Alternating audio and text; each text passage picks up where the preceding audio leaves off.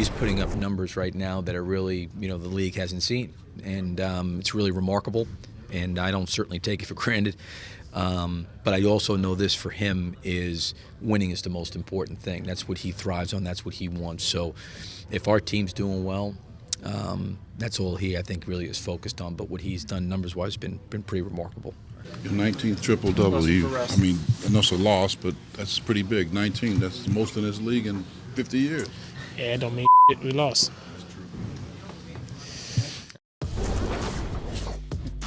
And I know Steve Smith just loves that answer. Now, Russell Westbrook, look at this. Most triple-doubles through the first 41 team games, and Russ with 19, right behind Oscar, who had 24 back in 61-62. So if you're wondering, how does Russell Westbrook, how does he have the motor, the energy, the stamina to get all these triple-doubles and be such a colossal player every single night? I think that quick little soundbite right there told everybody why, right? Yeah, you feel the passion from him, Grant, just in that answer. And you can see, usually he's smiling, he's having a good time.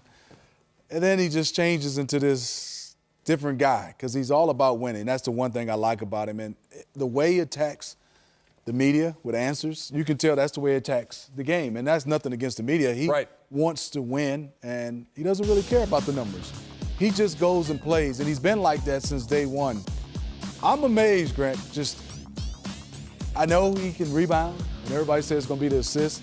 I'm not used to a little point guard, even though he's not a little point guard. Anybody 6'8" and under being able to consistently grab this type of rebounds.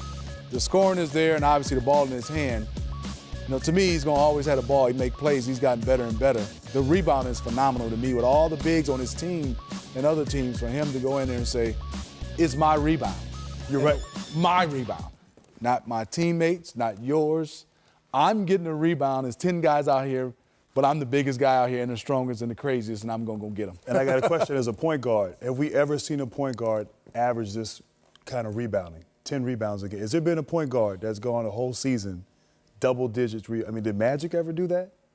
I'm not sure. I'm being told he did not. No. Jason Kidd probably gave it a run a time or two. Jason had a run in the playoffs when he was close to triple-doubles. But this has been phenomenal. Like you said, point guard, that's the one. It's amazing. It's amazing to me.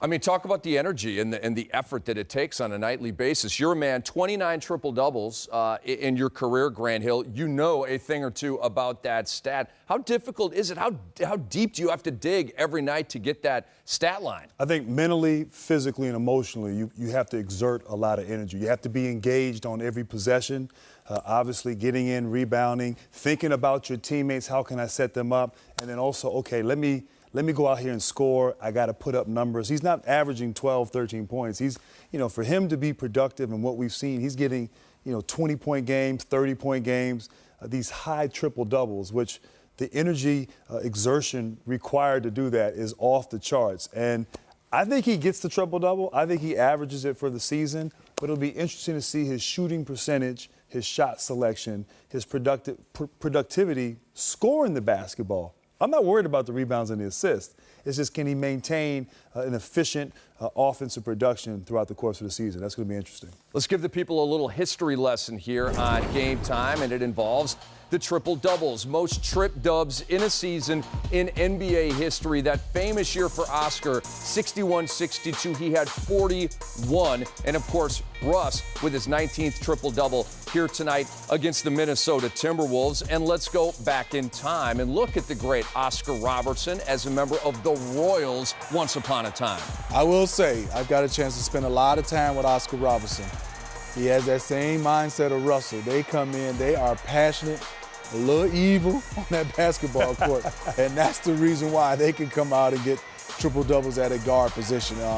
Just phenomenal. Just to hear the stories. My agent, Dr. Tucker, used to tell me about Oscar Robertson. Obviously, I didn't get a chance to see him play, saw a lot of highlights, but the energy, the passion, the average of triple-double, Russell Westbrook is starting to be historic. Those are the numbers you say when nobody ever scored 100, nobody ever have average a triple-double. We're here. He might do it, Grant. And we know that Kevin Durant, if he were still in OKC, this would not be going on with Russell Westbrook, so he's taking full advantage of that. But we just watched Oscar, and we know all the stats. What's more impressive to you? What Oscar did back in 61, 62, or what Russ is doing this year? And I'd like both of you to talk to this. That's a good question. I think what Russ is doing now, not to discredit Oscar Robertson, one of the all-time greats, really a legend, and to be compared to him in that rarefied air is quite the honor. But the game has evolved. The game has changed. There's maybe more athleticism, more above-the-rim play. Guys are bigger, big guys. He's playing with some big guys who are great rebounders themselves. So the way they do it, the way they went about it, I mean, what Westbrook is doing right now, I didn't see Robinson back in the day. I didn't get it. Obviously I've seen video, but the athleticism and the energy exertion required, and that what Westbrook does, to me, is mind-boggling. I don't know if I've seen a player ever work as hard every possession and as Westbrook, and what he's doing this year. And I look at it, it's hard. We can't compare Oscar and Russell Westbrook because we wouldn't know a guy averaged a triple-double unless Oscar did it. So I think when you start to talk about it, he did it in his era. You give him all the praise. And for another guy to be able to do it, you take your hat off to both guys. I mean, Russell and Oscar, to have a chance to do it, I'm tipping my hat off to Russell Westbrook, but also Oscar Robertson is the one, when you think triple-double, who started everything. So I don't want to compare those two. They're both fantastic in a way where we didn't get a chance to see Oscar play, so it's hard to compare. And Smith is a politician. I like that. He sure is. Yeah, He's I smooth. just think This just in, he's smooth. And Oscar Robertson. You can't compare. I'll campaign for you. The Big O is at home watching League Pass, and he's firing up Thunder games, and he is watching Russ and just marveling and loving what he is seeing. Now, if Russell Westbrook, you said that you think he will complete it and go 30, 10, and 10 or so and get this triple-double for a season. If he does that, does the MVP trophy automatically go to him or not necessarily? Wow, that's a good question. I think a lot depends on the Thunder and their record. And then also Harden. What does Harden do? What does his team do? What's the second half of the season for Houston? But if he puts up those kind of numbers, flirts around 30 points a game, is a triple-double, I think I'm leaning towards Russell Westbrook. I really do. I just think what he's doing is historic.